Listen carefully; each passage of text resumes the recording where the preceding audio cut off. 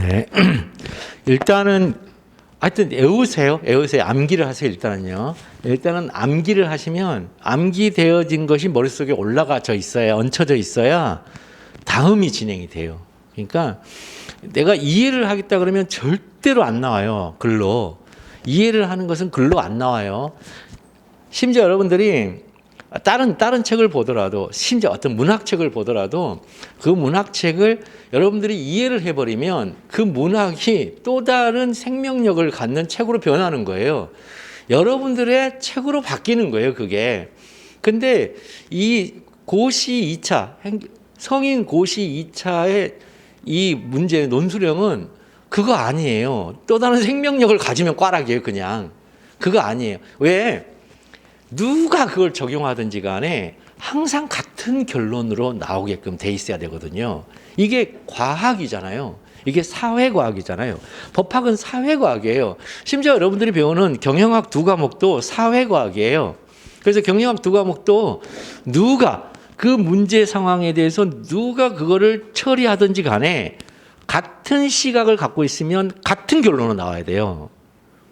근데 같은 시각인지 아닌지는 명확하게 여러분들이 밝혀줘야 돼요.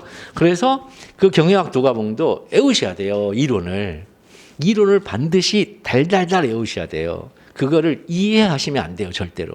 이해해버리면 다른 말로 나오게 돼 있어요. 이거 이해한다는 게 굉장히, 제가 보기에는 자꾸만 선생님들이 이해하라고 그러는데 그 이해하는 건 정말 위험한 거예요. 그건 그냥 너 떨어져라는 거 동의어예요. 이건.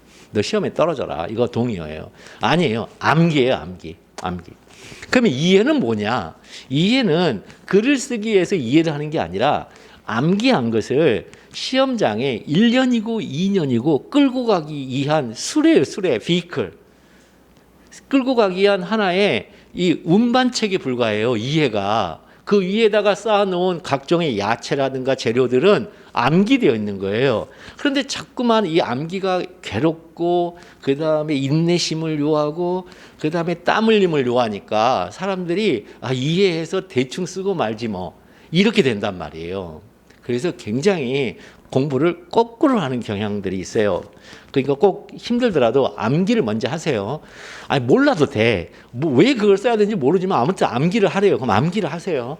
그래서 이런 경우도 아까 얘기한 것처럼 단권화를 해야죠. 어떻게 해야 돼요? 단권화 이걸 당연히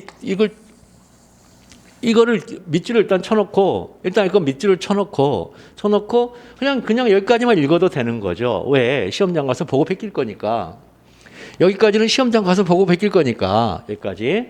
그 다음에 이제 전제 상황은 이거는 주어진 문제에 있으니까 상관없죠. 그 다음에 구체상 법칙행위다. 그 다음에 그러니까 문제의 소재에서 여러분들이 이렇게 잘라서 해놓으세요. 그 다음에 소전제 이렇게 잘라서 이렇게 해놓는 거예요. 이렇게 해서 단권화를 일단 첫 번째는 만들어 놓는데.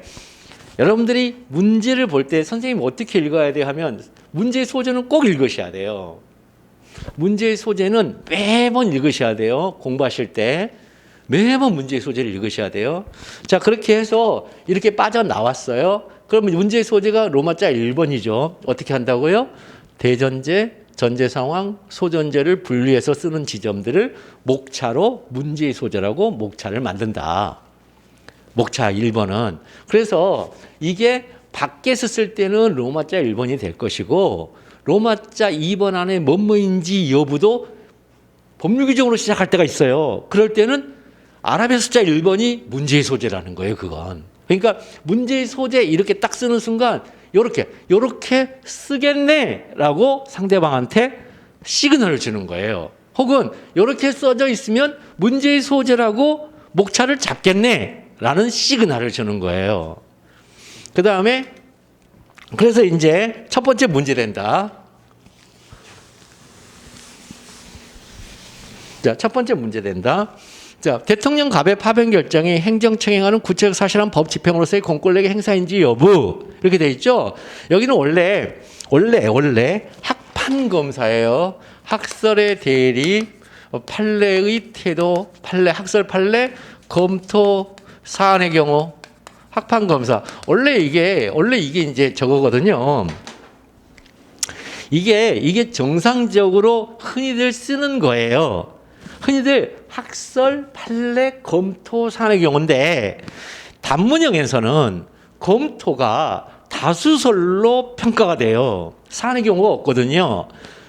단문형은 그러니까 우리는 지금 단문형이 없지만 과거에 단문형이 있을 때 뭐 추동의 대상에 대해서 약술하시오. 25점 이렇게 주어져 있잖아요. 그러면 사안이 없잖아요. 주어진 사례가 없으니까 사안의 경우가 없어요. 그냥 학판검이에요, 그때는. 그래서 뭐라고 하냐면 문학판검이라고 했어요, 그때는. 문제점, 학설, 판례, 검토예요. 그 문제점이 왜 필요했냐? 주어진 설문이 없으니까. 주어진 설문이 없으니까 문학판검 이렇게 썼단 말이에요. 문학판검. 문제점 혹은 문제 상황.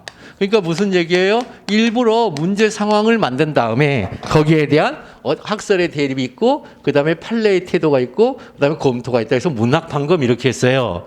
단문형에선. 근데 지금의 사례형에선 이게 필요가 없어요. 이게 왜 필요 없어요? 요게 이거거든요. 요게 목차거든요. 목차로 이미 주어졌어요. 문제 상황. 문제 상황이 어떤 상황이에요? 대통령 갑의 파변 결정이 행정청이 행하는 구체적 사실화한 법 지방으로서의 공권력의 행사인지 문제된다. 문제점을 주어졌잖아요. 1번에. 그러니까 인지 여부 이렇게 바꿔줬으니까 뭐만 나오면 돼? 이제는 학판검사가 나와야 돼요. 원래. 왜 이 사례가 주어져 있으니까 대통령 갑의 파변 결정이라는 사안이 주어져 있으니까 대통령 갑의 파변 결정이라는 사안이 주어져 있으니까 그 사안에 따라서 사안을 판례에 따라서 평가를 해보겠다는 거지. 이걸 포섭이라 그래요. 그런데 이렇게 학설 판례 검토할 때 이 검토는 필히 판례가 타당하다예요. 언제나. 타당하다라고 끝나는 거예요. 타당하다. 판례가 타당하다. 언제나 검토를 쓸 땐 언제나 판례가 타당해요. 사례 문제는 판례가 정답이에요. 언제나. 아시겠죠? 여러분들 노동법 1, 2를 1차 시험으로 보잖아요. 그럴 때 민법 보실 때 이견 있으면 판례함 가로 열고 가로 닫고 매번 주어져 있잖아요. 그걸 왜 주냔 말이에요. 1차 시험에서. 판례가 정답이니까. 판례가 확고한 정답이기 때문에 가로 열고 가로 닫고를 준단 말이에요. 물론 거기에 약간의 한계 상황이 있어요. 현재 시점에서는 판례가 정답이다. 그런 뜻이에요. 왜? 법률 규정이 그렇게 현재 되어져 있으니까. 근데 법이 개정이 돼버리면 판례도 언제든 바뀔 여지가 있어. 다만 이견이 있을 때는 판례함 이렇게 쓴단 말이에요. 그러니까 판례가 답이에요. 판례가 언제나 답이에요. 단문형으로 가면 안 그래요. 단문형으로 가면은 판례보다는 학설의 다수설이 답이에요. 왜 그런지 아세요? 국민의 권익보호를 위하여 이런 지점에서는 이렇게 보는 것이 더 타당한데 판례가 아쉽다. 이렇게 써요. 단문형은. 판례가 그 지점까지 안 가서 아쉽다. 그러니까 판례가 그 전까지 못 간 이유는 결국 뭐예요? 마지막에 결론을 뭘로 내린지 아세요? 국민의 권리 보호를 위하여 법을 바꾸는 게 타당하다. 왜? 판례는 절대로 판례를 바꿀 수가 없어요. 법이 안 바뀌었으니까 판례가 법을 해석하는 거잖아요. 그러니까 판례는 주어진 법을 해석하는 기계적인 작용만 하기 때문에 법을 바꾸지 않는 한 판례를 바꿀 수가 없어요. 그러니까 여기서는 판례를 비판했는데 알고 보니까 뭘 비판한 거예요?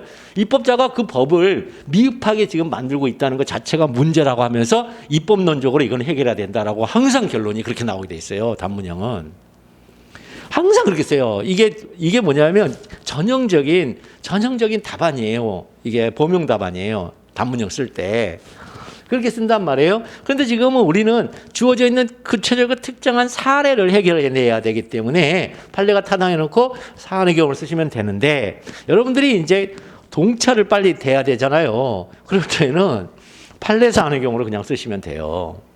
판례사는 경우 그냥 쓰시면 돼요. 아시겠죠? 이렇게 학설 검토 모르셔도 돼요.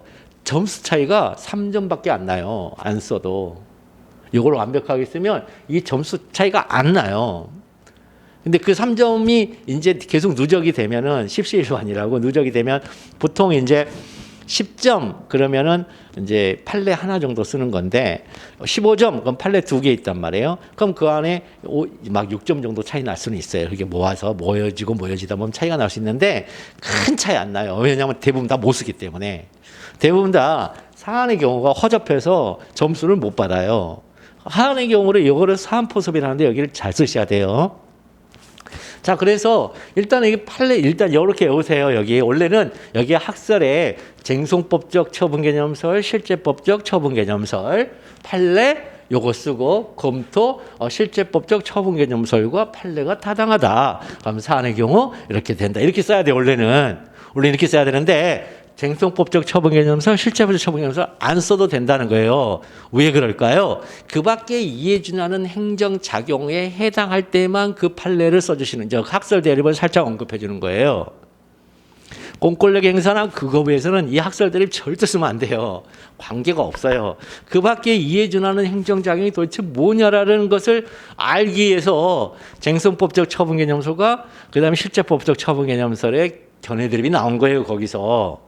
아시겠죠? 그러니까 그 부분이 시험 문제 아까 얘기했잖아요. 법규, 처분적 법규, 구속적 계획, 권력적 사실행위가 시험 문제에 나오지 않는 한은 그 학설 대립 쓰는 거 아니에요. 학설 대립 쓰면 실질적 감점이에요. 그건 배점이 없어요. 거기에 왜? 거기 학설 대립이 안 나타나는 지점이기 때문에. 무슨 말인지 아시겠죠? 그러니까 우리가 배우고 있는 게 모든 지점에 쓰는 게 아니라는 거예요. 이것이 이제 사례형에서의 약간의 묘미예요. 글 쓰는 것에 있어서. 그걸 어떻게 수험생들이 쓰냐를 그걸 보는 묘미예요. 자, 그래서 여기 판례가 항고소송의 대상이 되는 처분이란 원칙적으로 행정청의 공법상행위로서 특정 사항에 대하여 법규에 의한 권리 설정 또는 의무의 부담을 명하거나 기타 법상 효과를 직접 발생하게 하는 등 국민의 권리에 직접 관계 있는 행위를 말한다. 이렇게 나왔어요. 자, 그래서 이것도 단권화를 시켜주는데 옆에다가 이렇게 써놓으세요. 여러분 교재 행공특보 권익위 국권직관 여기다 이렇게 써놓으시라고. 그래서 목차 이거 읽고 이렇게 읽고 그랬더니 행공특보 권익위 국권직관이 뭔지를 다 알면은 넘어가지 말고 이로 바로 넘어가죠. 사안의 경우 이렇게 해서 이렇게 들어가는 거죠. 이렇게 쓰시면 되는 거예요. 이렇게.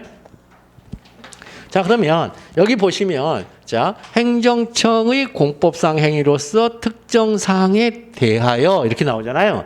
그럼 이게 무슨 뜻이냐? 자, 행정청은 요 행정청을 말하고 그다음에 법집행은 공법상 행위를 말하고 그럼 구체적 사실은 특정 사항을 말하고 그다음에 자, 공권력의 행사가 바로 여기 법규에서 발생하는 등 이게 공권력의 행사죠. 요게 공권력 행사에 대해서 이렇게 하나씩 판례는 단 한 문구도 놓치지 않고 다 얘기를 해줘요. 그래서 행공특법, 권의기, 그 다음에 국권직관 이렇게 돼 있단 말이에요. 행공특법, 권의기, 국권직관 이렇게 했습니다. 아니 이번에 합격기 하나 올렸더만요. 자기가 10개월 만에 합격했다. 생동차로 방문각 인강 들어서. 근데 그 친구 보세요. 딱 4개월 공부하고 붙었어요. 4개월 실질적으로. 4개월 공부하고 붙었거든요. 근데 요렇게 외워서 쓰라고 그랬단 말이에요. 제가. 거기 가서 인쇄하듯이 이렇게 박아 넣어버리면 무조건 50점 후반이 나오게 돼 있어요. 사실은 60점대를 줘야 되는데 조금은 이 지점에서 약하면은 60점을 못 받고 이 지점을 잘 쓰면 일단 60점으로 올라가는 거예요. 이게 판사를 잘 쓰면 일단 60점대로 올라가는 거예요. 일단 60점대로 올라가요. 제가 이제 채점을 많이 해서 알아요. 제가. 그러니까 판사를 이렇게 쓰면은 여기도 잘 쓰고 여기는 토시 하나 틀지 말고 쓰고 아예 인쇄해서 박아 넣어버리고 거기에 따라서 이제 이거 하나씩 이제 내려서 이제 여기다가 이제 검토를 해야 되는데 첫 번째 자 대통령 갑의 파병 결정은 자 파병 A국이지 파병 대상이 된 부대와 그 소속 군인들에게 A국으로 파견하여 종사하도록 하죠. 그래서 파견해서 종사하도록 하죠. 임무 종사하도록 하는 자기 의무의 부담을 명하죠. 자, 의무의 부담을 명하거나 여기에 해당한다는 거예요. 이게 권리를 설정하는 건 아니잖아요. 권리 설정은 우리가 흔히 얘기하는 강학상 특허예요. 강학상 허가, 강학상 특허 이걸 말해요. 그러니까 너 이거 해라. 저 커피숍 한번 하고 싶은데 커피숍 해. 허가 내주면 그 권리는 그게 자연적 자유 회복이긴 하지만 판례에 의하면 권리 설정을 명해주는 거예요. 자연적 자유를 회복하도록 해주는 거예요. 그 다음에 시내버스 하나 차리고 싶다. 차려. 그러면 이제 강학상 특허예요. 그거는 이제 운송버스, 노선버스 이제 허가거든요. 그러니까 이런 거, 그건 권리 설정인데 이거는 뭐예요? 군인들한테 가기 싫은 곳 가서 일하라고 하죠. 가기 싫은 곳 가서 일하라고 하잖아요. 그러니까 뭔가 하기 싫은 걸 하게 하는 거는 의무의 부담을 명하는 거예요. 이제 흔히 자기 의무, 부자기 의무, 급부 의무, 수인 의무, 이제 작부급수라 그래요. 이 의무의 부담을 명하는 거는 딱 네 개밖에 없어요. 자기, 부자기, 급부, 수인. 이 딱 네 개밖에 없어요. 아셨죠? 자기, 부자기, 급부, 수인 딱 네 개밖에 없어요. 아니, 이 세상에 딱 네 개밖에 없어요. 이거 외에 엄청 찾으려고 많은 학자들이 도전했으나 이 밖에 있는 걸 찾아보질 못했어요. 그러니까 자기, 부자기, 급부, 수인이에요. 자기 의무의 부담을 명하는 행위 중에 대표적인 게 여러분들 제일 싫어하는 거예요. 징계, 명장. 아직도 꿈꾸는 사람도 있잖아요. 군대 끌려가는 거. 네. 이게 자기 의무의 부담을 명하는 거예요. 그 다음에 부자기 의무의 부담을 명하는 것은 다 하지 마. 근데 하려면 허가를 받아. 이런 것이 다 부자기 의무의 부담을 명하는 거예요.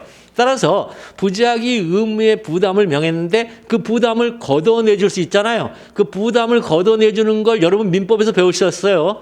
해제라고 배우셨어요. 해제. 그 부담을 해제해줘요. 그래서 이 부자기 의무의 부담을 해제하는 걸 허가라 그래요. 그런데 너 뭐 해라. 그 다음에 해라. 자기라는 건 행동으로 하라는 거고, 이거 뭐 해라인데 돈으로 하라는 걸 급부라 그래요. 그 대표적인 급부 함량이 이제 과세처분이에요. 돈 내나. 그 다음에 수인 의무는 뭐냐면, 국가에서 무슨 일을 하면은, 네가 그게 정상적인 법집행이라면, 거기에 대해서 순응해야 된다. 즉, 적극적 저항을 못한다. 이런 뜻이에요. 수인은 소극적 저항은 가능해요. 그러나 적극적 저항, 왔는데 팬다거나 이런 거 하면 안 된다는 거예요. 근데 막 이렇게 하는 건 괜찮아요. 몸부림치고 이런 건. 그러니까 수인은 가능한데, 근데 이런 것들, 근데 이 자기 급부 수인은 해제하는 거, 그건 면제라 그래요. 그러니까 이거를 합쳐서 뭐라 그러냐면, 이걸 다 합쳐서 강학상 하명이라 그래요. 이거를. 강학상 하명이라 그래요. 하명이라 그러고, 요거를 해제해 주면 이거를 강학상 허가라 그래요. 이거를 강학상 허가. 이거를 허가라 그러고, 그다음에 요거하고 요거를 해제해 주는 것은 강학상 면제라 그래요. 강학상 면제. 그래서 면제시켜 주죠. 세금 안 내도 돼. 면제. 너 군대 안 와도 돼. 면제. 그 면제라 하잖아요, 그거. 면제당했다. 나 면제당했다 하잖아요, 흔히들. 나 면제당했어. 이렇게. 당하는 거예요, 언제나. 당하는 거예요. 직접 발생하게 하는 등, 부담을 명하게 하는 등, 이렇게 하게 한단 말이죠. 수동적이고 피동적이에요, 국민들의 입장에서.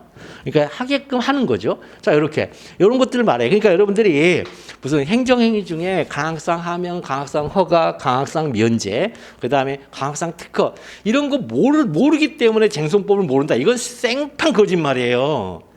이거 몰라도 풀어요, 이거 몰라도 푼다고, 여러분들이. 마지막에 근데 다만 이거는 뭐다라고 써주면, 마지막 일을 강학상 하명이라 한다 마지막에 이렇게 써주면, 어라 이 녀석 이런 것도 알고 있네 하면서 플러스 1점을 줄 수는 있어요. 그건 채점자 마음. 주기도 하고 안 주기도 해요. 그러니까 주시는 분을 만나면 좋은 거고, 안 주시는 분을 만나도 상관없어요. 상대평가라 다 안 받으니까 점수를. 누구는 주고 누구는 안 주고 이게 아니니까 다 안 주잖아요. 그러니까 상관이 없어요. 이건 써도 되고 안 써도 되는 거예요. 근데 만약에 어떤 분이 주는 분이 있다 그러면 나는 못 받고 남들은 다 받아버리니까 거기서 이제 문제가 생기니까 여기까지 쓰는 건 좋다는 거예요. 언제나. 이게 행정행위 중에 뭘 가리킨다 이게. 자, 그래서 행공특법 권익이 국권직관 꼭 외우셔야 돼요. 행공특법 권익이 국권직관. 특히 이 국민의 권력에 직접 관계가 있는 행위다. 여기에 이제 굉장히 중요한 용어이긴 한데 이건 뒷부분에서 이제 크게 한번 써먹을 때가 있어요 또. 그래서 행공특법 권익이 국권직관. 그러면 대통령 갑의 파병 결정은 파병 대상이 된 부대와 그 소속 군인들에게 A국으로 파견하여 임무에 종사하여야 할 자기 의무의 부담을 명하는 행위다. 즉 권리의 설정을 명하는 행위냐, 의무의 부담을 명하는 행위냐, 기타 범죄 성과를 직접 발생하게 하는 행위냐. 그 셋 중에 어디에 해당해? 자기 의무의 부담을 명하는 행위에 해당해. 이렇게 가는 게 사안포섭이라 그래요. 요걸 여기 안에서. 그 다음에 이제 국민의 권리에 직접 관계가 있는 행위라고 했잖아요. 이는 국민의 권리에 직접 관계가 있는 행위이므로 어디로 올라가요? 주어로 항고소송의 대상이 되는 처분이다. 여기서 보시면 아시겠지만 제가 쓴 말 한마디도 없어요. 전부 다 판례 문구 가지고 써요. 판례 문구를 다시 재배열하는 거예요. 재배열. 논리적으로 재배열하는 거예요. 묻는 문제가 뭐예요? 구체적 사실은 법칙상 공권력 행사인 적 이걸 왜 물어봤어요? 취소의 대상이 되는 처분이냐를 알기 위해서 이거 물어봤잖아요. 처음에 즉 청구 취지법을 목적으로 쓸 수 있느냐를 판단하기 위해서 이거 물어본 거잖아요. 그러니까 이는 국민의 권리에 직접 관계 있는 행위이므로 항고소송의 대상이 되는 처분이다. 이를 강학상 하명이라 한다. 그러니까 이제 어떻게 돼요? 잠정적으로 청구 취지 1번의 목적으로 이제 쓸 수 있게 됐죠. 그럼 목적으로 진짜 이제 확정적으로 쓸 수 있냐? 잠정적이 아니라 확정적으로 쓸 수 있느냐가 이제 문제가 되는 거죠. 그래서 두 번째, 둘째 소전제인 대통령과의 파변 결정이 뭐가 된다? 통치행위인지 여부가 이제 들어가는 거죠. 통치행위인지 여부. 이렇게. 그럼 여기는 학판검사로 반드시 가야 돼요. 여기는 학설이 되게 중요해요. 자, 문학판검인데 문제가 뭐라고요? 이게 문제예요. 대통령 갑의 파변 결정이 통치행위냐? 이게 문제예요. 그럼 이 문제를 풀기 위해서는 학설이 필요하고 판례가 필요하고 검토가 필요하고 사안의 경우에 대한 평가가 필요해요. 그래서 학설을 봤더니 자 옆에다 씁니다.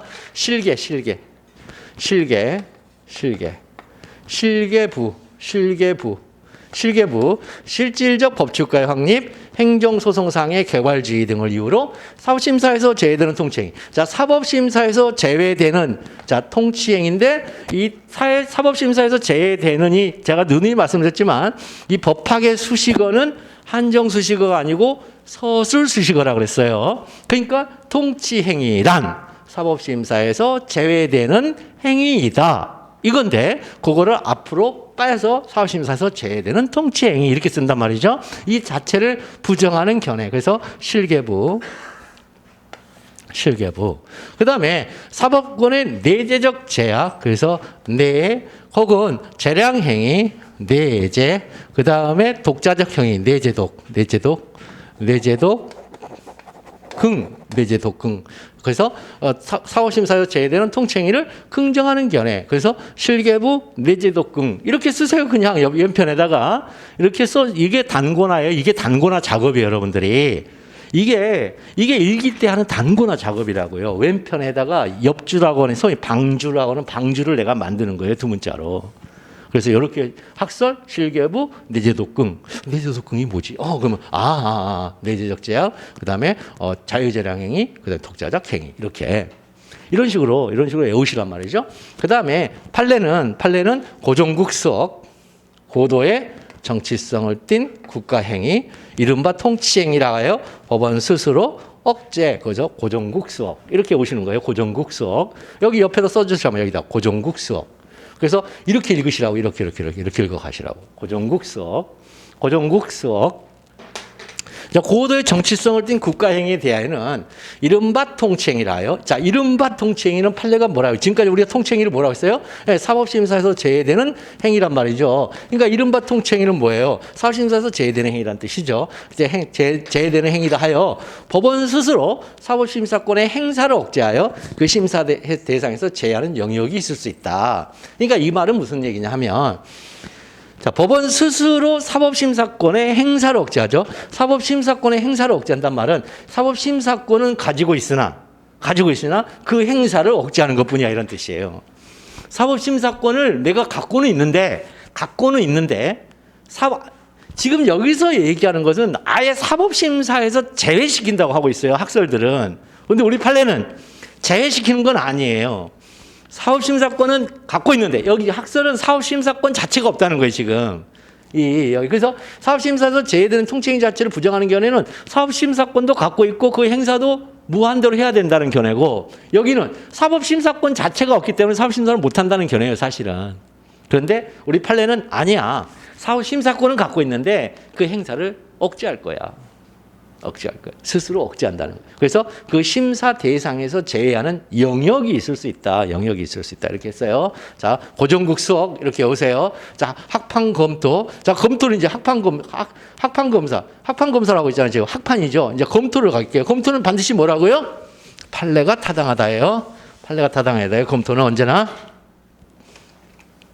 검토. 자, 사법심사에서 제외되는 통치행위를 부정하는 것이 논리적이에요. 왜? 실계 때문에 아까 실질적 법치주의 확립, 그다음에 행정소송상의 개괄주의 있죠. 이거에 의하면 논리적으로는 이 부정되는 행위가 하나도 없어요. 네, 아시겠죠? 그러니까 이 통치행위라는 개념 자체를 부정하는 것이 논리적이긴 하나 국가 작용 중에는 사법 통제를 통한 분쟁 해소의 대상보다는 주권자인 국민들의 정치적 행위를 통하여 분쟁 해소의 대상이 되는 것도 있다. 이 말은 무슨 얘기냐면 이 분쟁 해소의 대상을 전체적으로 사법 통제의 대상으로 삼아버리면 사법부가 정치적 이 소동의 해오리의 한 가운데로 들어가게 돼요.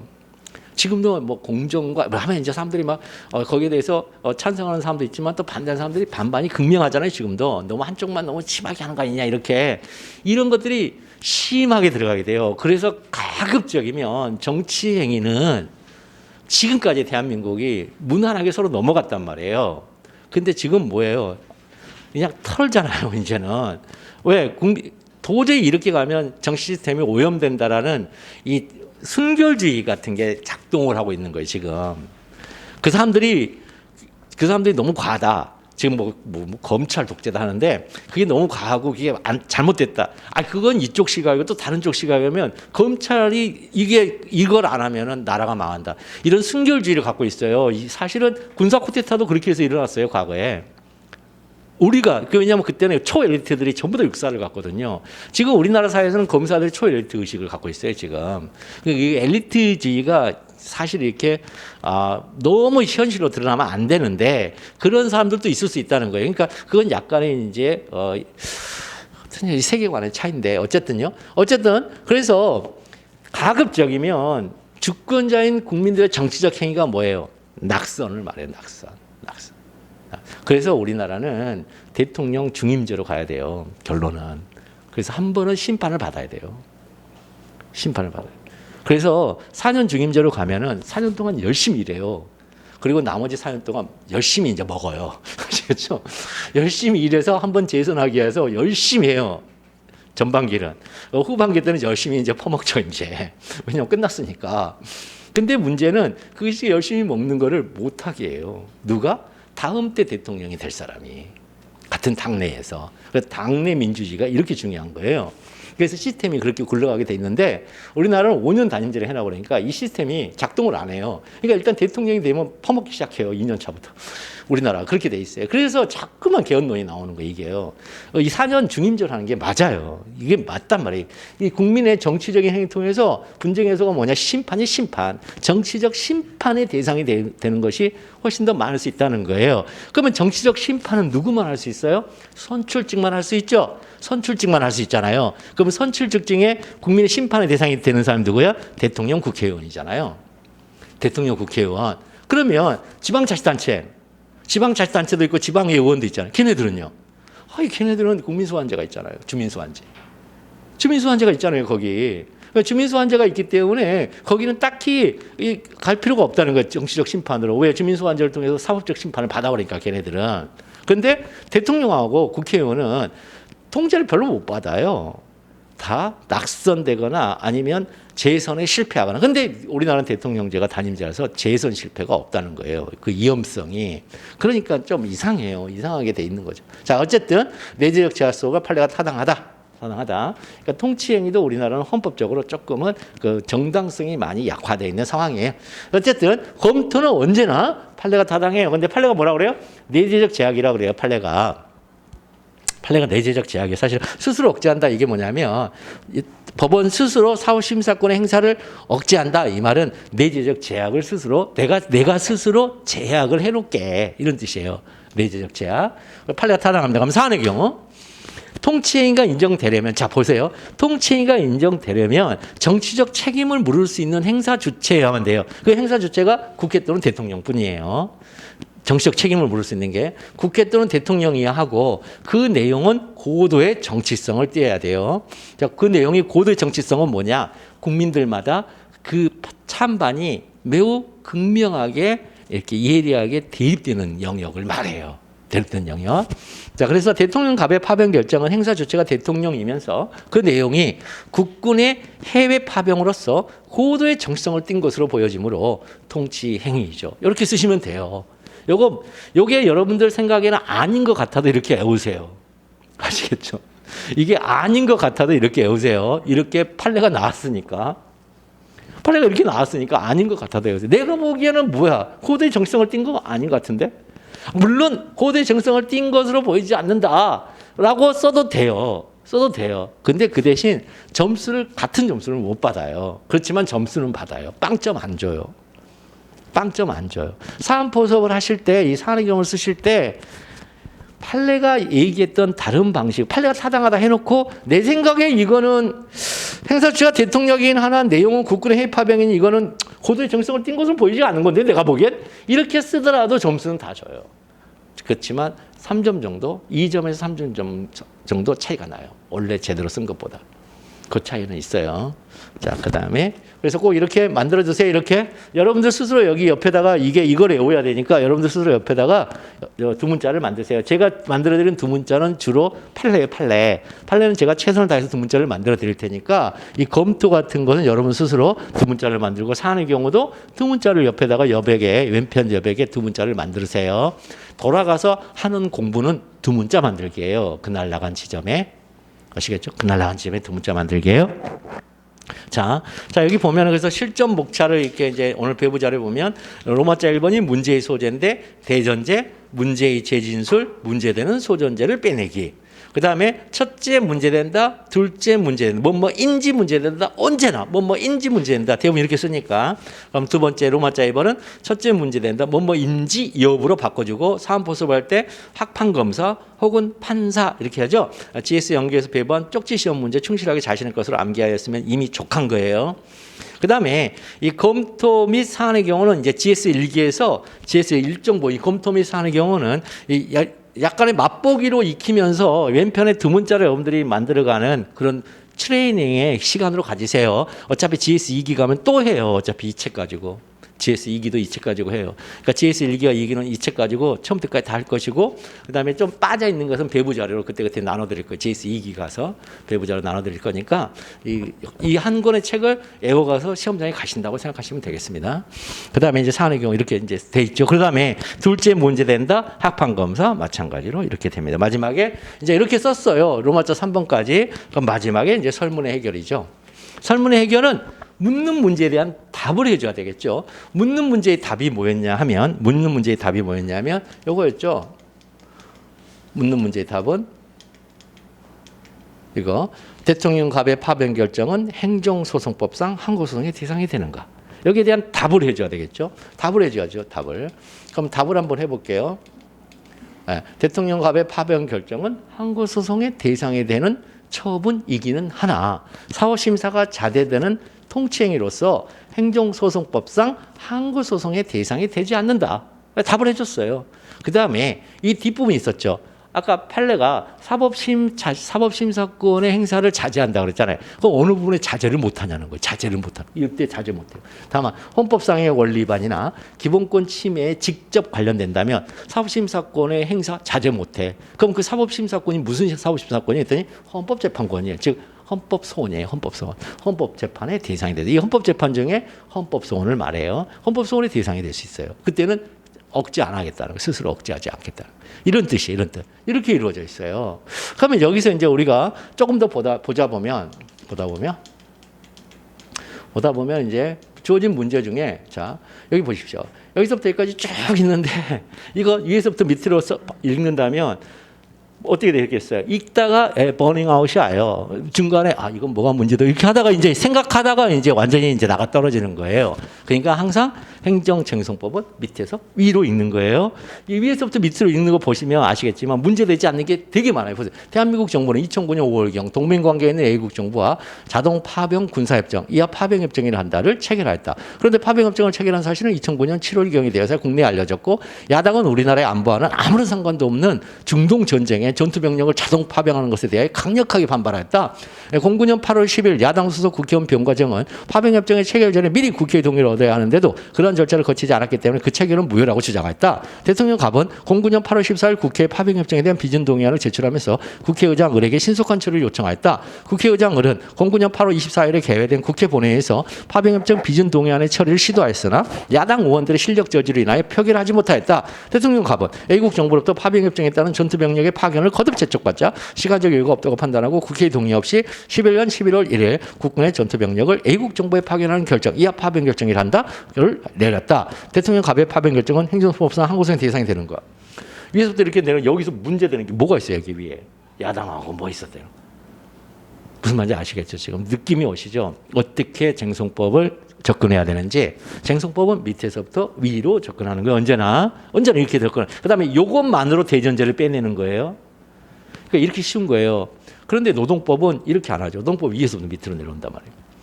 그러니까 노동법을 잘하는 사람들이 쟁송법 보면 헷갈려요. 쟁송법 잘하는 사람들이 노동법 가면 아씨 외울 거 드럽게 많대 그랬다 거기 가면.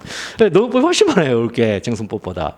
쟁송법은 행정법은 인간의 이성이 만든 법이에요. 인간의 이성이 만든 법이 대충 이렇게 사건이 일어나면 이렇게 처리해야지 하면서 이성적인 면에서 이 가능한 모든 경우의 수를 감안한 다음에 아리스토텔레스의 3단 논법에서 만든 법이란 말이에요. 이거는. 그러니까 너무 쉬운 거예요. 너무 쉬워요. 진짜 할 게 없어요. 할 게 없어요. 자, 그다음에 이렇게 이제 이루어져 있어요. 이렇게 이루어져 있어요. 자, 그래서 자, 요거 꼭 기억을 해 주세요. 5단계로 풀이한다는 거 꼭 기억해 주세요. 그거 꼭 기억해서 머릿속에 꼭 기억하세요. 첫 번째 뭐부터 본다? 묻는 문제를 먼저 본다. 그다음에 두 번째는 묻는 문제를 풀이하게 한 대전제가 뭘까? 요거는 여러분들이 쪽지 시험에서 이미 외웠던 것들이에요. 그래서 제가 이 연기 때 외우라고 한 게 그게 다 대전제들이에요. 그 다음에 세 번째는 그렇다면 묻는 문제를 다시 한번 보면서 그 대전제하고 대전제에 있는 대전제는 뭐다? 소전제의 집합이니까 묻는 문제하고 그 소전제의 집합 중에 문제되는 소전제와 문제되지 않는 소전제를 빼내면 되겠다. 그렇게 하시고 그 다음에 마지막으로 거기에 따라서 이제 문제되는 것을 다음 목차의 뭐뭐인지 여부 학판검사 아니면 판사 마지막에 설문 해결. 그러니까 이 서랍을 만든 다음에 내가 외웠던 게 뭐지? 그동안? 그럼 그 외운 걸 어디다 내가 이걸 집어넣는 거지? 그러면 집어넣을 수 있는 데는 집어넣었으면 이제 공란이 생길 거 아니야. 요거는 일기 때 배워야 되나 보다. 이렇게 생각하시면 되는 거예요. 자, 한번 요거 보겠어요. 요것도 마찬가지예요. 현행 행정소송법상 허용될 수 있는가? 다음은 소장의 기재 양식이다. 소장의 기재 양식이다. 현행 행정소송법상 허용될 수 있는가? 이렇게 물어봤어요. 이거 그랬더니 뭐예요? 이게 나왔잖아요. 이게 나왔잖아요. 그럼 이거는 무슨 소송? 항고소송. 그럼 항고소송, 현행 행정소송법상의 항고소송으로 이걸 인정할 수 있냐는 거죠. 항고소송으로. 그럼 항고소송으로 인정할 수 있는 거는 행정법 4조에 나 있죠. 행정법 4조에 하면 취소소송. 자, 취소한다. 무효도 항해소송, 무효임을 확인한다. 그 다음에 부작위요. 부작위가 위법임을 확인한다. 확인한다. 라는 판결을 구합니다. 이렇게 세 개를 쓸 수 있대요. 사조에 하면. 사조에 하면 이 세 개를 쓸 수 있대요. 청구취지 1번에 뭘로? 수로로. 수로로 이렇게 세 개를 쓸 수가 있대요. 근데 여기에 수로는 허가를 하여서는 아니 된다요. 허가를 하여서는 아니 된다. 이거는 그러니까 허가를 하여서는 아니 된다니까 미리잖아요. 미리 건축 허가를 못하도록 지금 판결을 받고자 하잖아요. 판결문을 미리 건축 허가. 그러니까 이 취소한다를 여기다 쓰거나 무효임을 확인한다를 여기다 쓰거나 부자기가 위법임을 확인한다를 여기다 쓰면 되는데 이런 건축 허가를 하여서는 아니 된다는 이 수로를 여기다 쓸 수 있냐는 거예요. 지금 이 수로를 여기다 쓸 수 있느냐. 이게 첫 번째. 그러니까 이 수로를 쓸 수 있으려면 이게 뭐와 관련이 있다? 가장 중요한 건 이것만 먼저 보는 거예요. 뭐라는 판결을 구합니다와 관련이 있어요. 그럼 대전제는 어디예요? 3조와 4조죠. 대전제는 3조와 4조죠. 이거 뭐라는 판결을 구합니다. 이 표현 때문에. 당사자 소송, 기관소송, 민주 행정소송법상의 소송은 4개잖아요. 항고소송, 당사소송, 기관소송, 민중소송.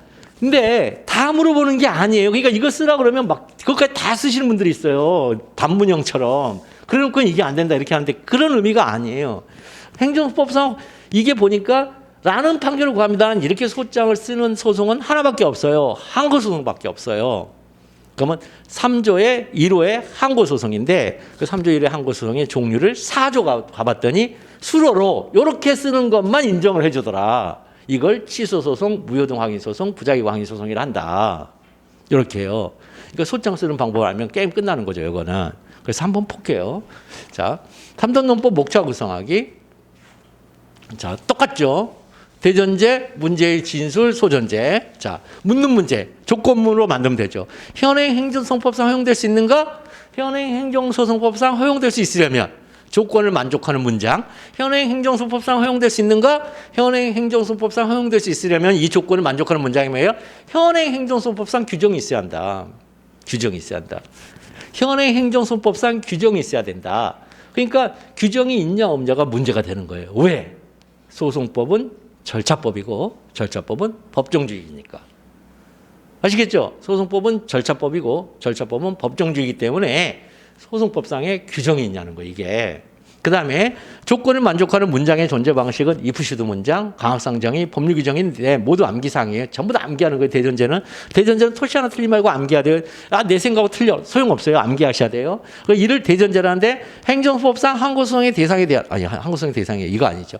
행정소송법상 규정이 있어야 되는데 행정소송법상 항고소송의 규정과 관련해서는 3조와 4조 있죠. 4조. 그죠? 행정소송법상 규정이 있어야 된다? 그러면 행정소송법상 규정이 있어야 한다는 문장의 존재 방식은 법률 규정인데 그 규정으로 3조와 4조에 있어요. 3조와 4조. 그래서 여러분 비치법전을 보세요.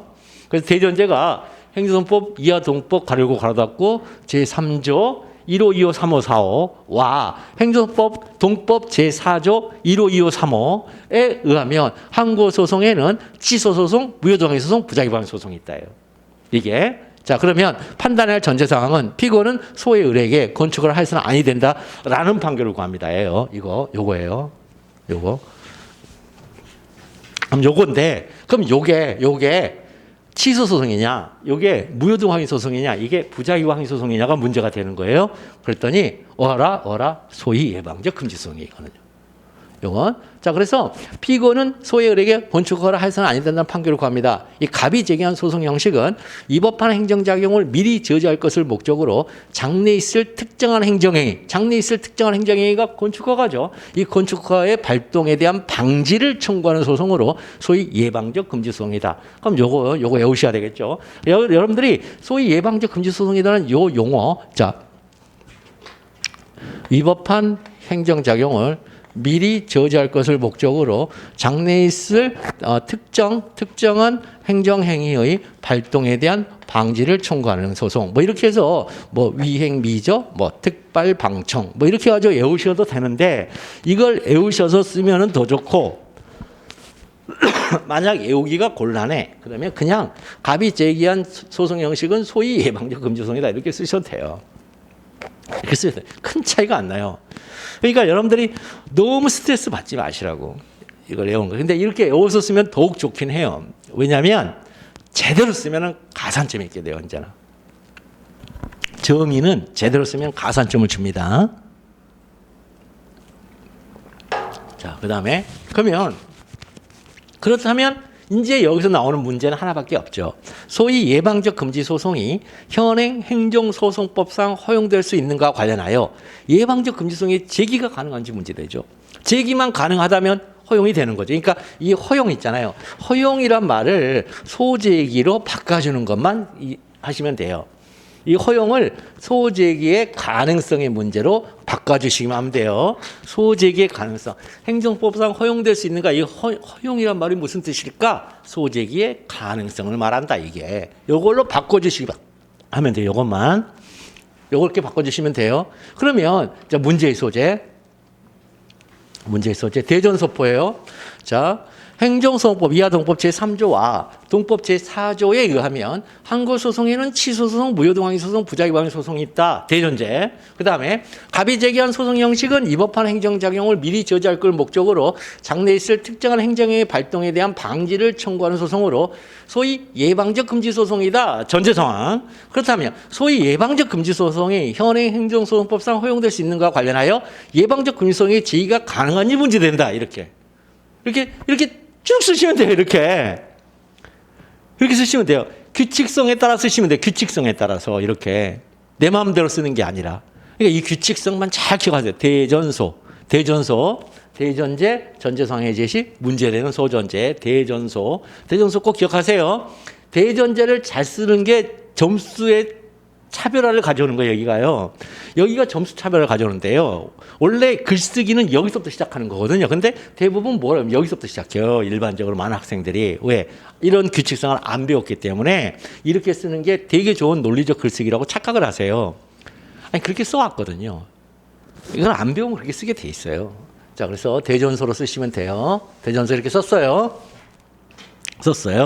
그러면 자, 예방적 금지소송의 제기가 가능한지 여부. 자, 학판 검사로 진행이 됩니다. 학설. 자, 제4조를 봤더니 취소 소송, 무효동항의 소송, 그다음에 부작위방해 소송이 있는데 그 4조에 규정이 있다라고 보는 견해가 있고 규정이 없다라는 견해가 있어요. 그럼 뭔 소리야? 그랬더니 자, 형식적 권력 분립의 원칙에 비추어 열거 규정이므로 부정하는 견해. 형렬. 그 다음에 실질적 권력 분립에 비추어 예시 규정이므로 긍정하는 견해. 예시 규정이라는 거예요. 취소소송, 무효동항에서 부작위방해 소송은 예시. 그러니까 그거는 대표 선수로 도드라지게 예시한 거고 그 외에도 언급되지 않은 것들이 인정될 수 있어. 그러면 예시되었다. 이거는 뭐예요? 유명항고소송. 즉 명시되었다. 유명항고소송. 그러면 이분들은 무명항고소송으로 인정을 하는 거예요. 무명항고소송으로. 명시되지 않아도 인정되는 항고소송으로 인정하는 거. 무명항고소송. 그 다음에 처분 요건이 이리적이면 뭐다? 딱 하나로, 즉 재량이 0으로 수축된 걸 말해요. 이리적. 그 다음에 미리 구제하지 않으면 회복하기 어려운 손해 발생의 우려가 있다. 미리 구제. 그 다음에 세 번째는 예외적이다. 다른 권리구제 수단이 없다. 자, 요거를 뭐라 하냐면 이걸 재량이 0으로 수축되는 상황이라고 그래서 행정개입 청구권이 발생되는 지점이라고 그래요. 이거를 행정개입 청구권. 그러니까 행정개입 청구권이죠. 여기까지는 행정개입 청구권이 발생된다. 그럼 행정개입 청구권이 발생하면 원래는 무슨 소송이냐면 의무이행소송이죠. 행정개입 청구권이 발생하는 건 의무이행소송이죠. 그러니까 그거는 나한테 수익적으로 개입해달라는 거고 여기는 침익적으로 미리 개입해달라는 거예요. 이것도 행정개입 청구권이 발생되는 영역이에요, 사실은. 자, 그러니까 행정개입 청구권을 이제 인정하는 절충설이에요, 이건요. 그럼 판례는 자, 그래서 형렬실례, 그 다음에 일미다. 형렬실례 일미다. 이렇게 왼편에다 이렇게 써주세요. 그다음에 실례일미다. 이렇게 딱 써주시고 형렬실례입니다. 실례를 범했습니다. 이렇게 써놓고 그다음에 판례는 자, 피고에 대하여 이 사건 신축 건물의 준공 처분을 하여서는 아니 된다. 처분을 해서는 아니 된다는 내용에 자, 부작위를 구하는 원고의 예비적 청구는 여기 예비적 주의적이란 말이 있는데 이게 들어가면은 나는 외우는데 잘 되게 안 외워지는 거 안 외워도 돼요. 이거는요. 그냥 원고 청구는 이렇게 외우시면 돼요. 자, 피고에 대하여 이 사건 신축 건물의 준공 처분을 해서는 아니 된다. 똑같아요. 그냥 아까 주어진 문제와 똑같아요. 신축 건물의 준공 처분을 해서는 아니 된다. 신축 건물의 준공 처분을 건축허가란 말을 신축 건물의 준공 처분으로 바꿔주기만 하면 돼요. 외우는 게. 자, 그래서 신축 건물의 준공 처분을 하여서는 아니 된다는 내용의 부작위를 구하는 원고의 청구는 행정소송에서 허용되지 아니하는 것. 행정소송에서 허용되지 아니하는 것이니까 아까 뭐라고요? 소제기의 가능성이라고 했잖아요. 소제기가 가능하지 않죠. 그러니 부적법 소각하죠. 그러니까 이거 허용되지 않다. 허용성은 즉 적법한 소재기냐 부적법한 소재기냐로 이렇게 치환이 되는 말이에요. 이게 판례에 가더라도 행정소송에서 허용되지 아니하는 것이므로 부적법하다. 이렇게 쓰시면 되겠어요. 자, 그다음에 검토. 검토는 판례가 타당하다 그랬죠? 판례가 타당하다 그랬어요.